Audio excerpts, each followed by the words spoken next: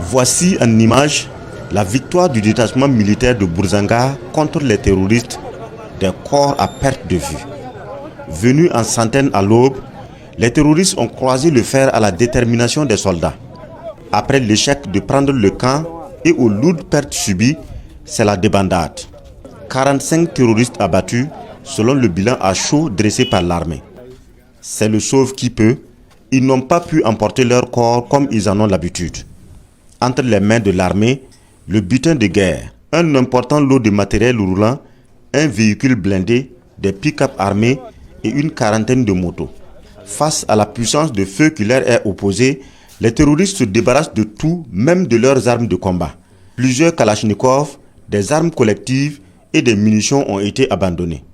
Après la prouesse, le commandant des opérations du Théâtre national félicite ses hommes tout en déplorant la perte de 5 héros. Face à la brutalité des feux et de la masse de ces groupes armés terroristes, ce matin 5h30, nos hommes ont fait preuve de courage et de patriotisme pour réagir de façon féroce et de façon déterminée à cette attaque terroriste.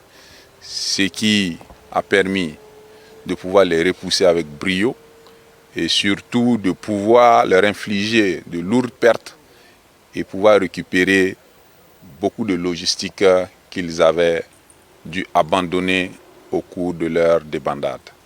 Donc c'est un message vraiment de félicitations, d'encouragement.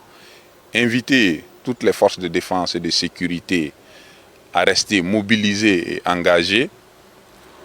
Inviter les populations à croire à leurs forces de défense et de sécurité et de toujours être mobilisés avec ces forces-là. Et enfin, pouvoir avoir une pensée pieuse pour ces héros qui se sont battus avec acharnement et avec bravoure et qui malheureusement ont péri au cours des combats et souhaiter un prompt rétablissement aux blessés. Tout était bien coordonné. L'appui aérien a pulvérisé une colonne de terroristes dans sa fuite. Mais les victimes de cette frappe n'ont pas pu être comptabilisées.